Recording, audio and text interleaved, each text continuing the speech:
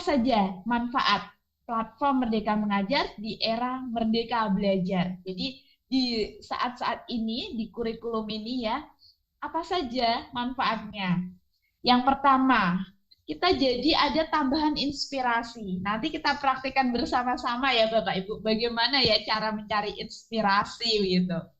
Inspirasi. Jadi eh, kita tidak dibingungkan dengan kalau dulu kan kalau mau mencari inspirasi itu kita perlu untuk searching kemana-kemana dan lain-lain dan kadang-kadang itu kita tidak mendapatkan yang banyak begitu ya, yang sesuai begitu. Tapi di sini ketika platform Merdeka Mengajar ini sudah mulai aktif, sudah mulai banyak guru yang mengisi fitur inspirasi, maka akan semakin banyak inspirasi-inspirasi yang dibagikan di sana. Jadi kita bisa berbagi inspirasi, kita bisa menginspirasi, dan kita juga bisa terinspirasi juga begitu. Nah, fitur inspirasi ini ada yang berupa video inspirasi, jadi bentuknya video.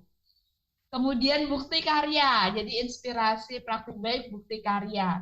Ada ide praktik atau tulisan ya, semacam artikel gitu, artikel. Jadi masalahnya apa, solusinya dari Bapak Ibu guru tersebut apa, kemudian refleksinya bagaimana, itu diceritakan di ide praktik dan kita bisa mencontoh ide praktik tersebut. Jadi Bapak Ibu, melalui fitur inspirasi ini, para guru yang ada di seluruh Nusantara dapat berbagi praktik baik pembelajaran. Ini videonya bagus-bagus ini di fitur inspirasi, karena Bapak Ibu guru yang berbagi di sana, sebagian besar sudah mendapatkan pelatihan untuk bagaimana caranya membuat video inspirasi di sana. Jadi tetap pengiriman karya dan lain-lain tetap ada saling telaah begitu ya Bapak Ibu. Tetap ada saling telaah sehingga ketika dinikmati oleh pemirsa, oleh Bapak Ibu guru yang lain ini bisa mendukung begitu, bisa sesuai. Nah, jadi tetap ada telaahnya gitu ketika nge-share di inspirasi, fitur inspirasi ini. Kemudian ide-ide praktik yang ditayangkan di sana ini juga sudah di review gitu. Nah, Bapak Ibu, jadi ada yang berbagi dan ada juga yang bisa memanfaatkannya. Jadi Bapak Ibu guru yang lain dapat membacanya, menyaksikan video inspirasi tersebut. Kemudian artikel ide praktik juga bisa dibaca. Jadi sebagai salah satu rujukan untuk ditiru serta dimodifikasi. Jadi di sekolah sana kok sudah berhasil, nah kita terapkan di sekolah kita. Bagaimana misalnya pembelajarannya Bu ini, mata pelajaran ini kok berhasil menerapkan ini. Bagaimana kalau kita coba dengan di pembelajaran kita, misalnya begitu. Jadi Bapak Ibu, ini adalah fitur inspirasi yang dengan ini diharapkan kita bisa saling berbagi praktik baik sehingga kualitas pembelajaran kita bisa semakin baik gitu ya Bapak Ibu.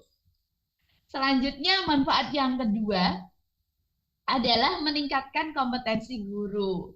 Nah, inilah fitur pelatihan mandiri ya Bapak Ibu. Jadi di fitur pelatihan mandiri ini insya Allah banyak sekali ya ilmu-ilmu yang bisa kita dapatkan. Kita ingin topik apa, kita ingin belajar apa, kita punya masalah apa, ingin solusinya dengan apa.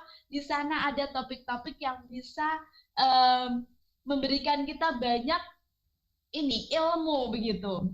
Misalnya saya ini guru SMP. Nah, saya itu lihat anak-anak SMP kok ini ya dalam tanda kutip memang kan remaja awal ya, suka coba-coba, sudah mulai ini ya, sudah mulai ada tantangan-tantangan remaja itu ya, sikapnya kok seperti ini dan sebagainya. Mungkin saya, kenapa ini anak SMP? Nah, saya bisa memahami karakter anak SMP seperti apa dengan saya mempelajari topik tahap perkembangan remaja usia SMP 12 sampai 15 tahun.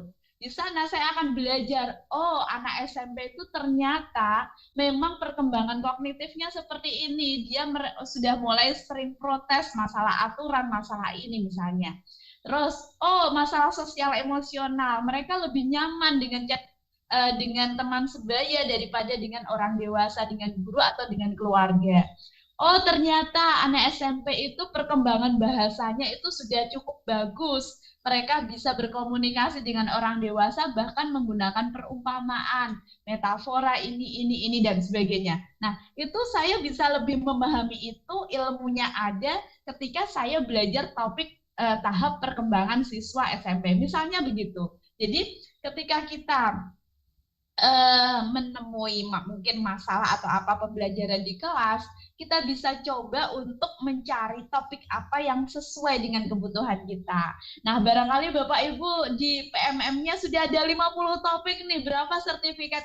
Eh, Kalau bisa jangan hanya melihat sertifikat atau ini, tapi apa yang kita butuhkan, apa yang kita perlukan itu yang kita pelajari. Jadi bukan hanya sekedar sertifikatnya begitu ya Bapak Ibu. Karena harapannya itu adalah kompetensi kita ya, pengetahuan kita gitu. Sertifikat adalah bonus. Jadi ketika aksi nyata kok ada ditolaknya ya, ya ajukan banding dan sebagainya. Tapi yang lebih dari itu adalah ilmunya, Bapak Ibu. Ilmunya ini yang perlu kita gali gitu ya, karena di PMM sudah disediakan dan penjelasannya runtut berupa video-video ya, Bapak Ibu, video-video, kemudian ada ininya latihan pemahamannya dan sebagainya sampai ke aksi nyata. Tapi lebih dari itu adalah ilmunya bisa kita gali sebagai salah satu cara untuk mencari solusi dari pembelajaran kita di sekolah. Kalau ada masalah, coba cari solusi di PMM juga begitu. Barangkali di sana sudah ada solusinya begitu, tapi kita yang jarang membuka PMM, masalahnya di situ kan.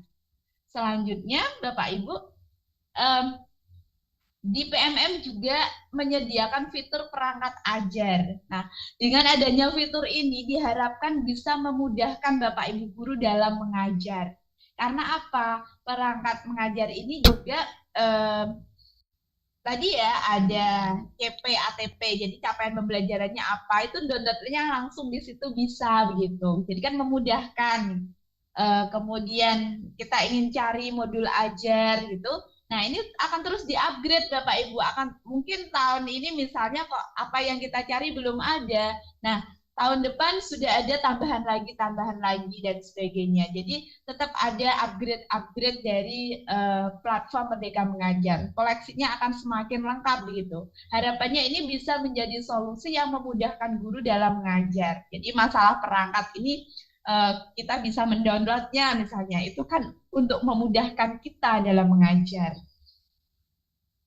Nah, tadi ya, memberi berbagai macam solusi atas masalah pembelajaran di sekolah. Jadi ada berbagai fitur yang dikembangkan untuk semakin memudahkan guru dalam mengatasi masalah di sekolah. Dan tentunya ini bertahap ya Bapak Ibu, karena memang untuk mengembangkan aplikasi, mengembangkan sebuah platform yang benar-benar penting dibutuhkan oleh semua guru di seluruh Indonesia ya, terkait kinerjanya, terkait dengan ini pelaksanaan tugasnya agar guru bisa belajar, berkarya, mengajar dengan baik. Tentunya ini adalah suatu proses dan ini akan ada secara bertahap begitu. Bahkan nanti kabarnya untuk yang PPG ya, pendidikan profesi guru nantinya juga menggunakan PMM ke depannya. Jadi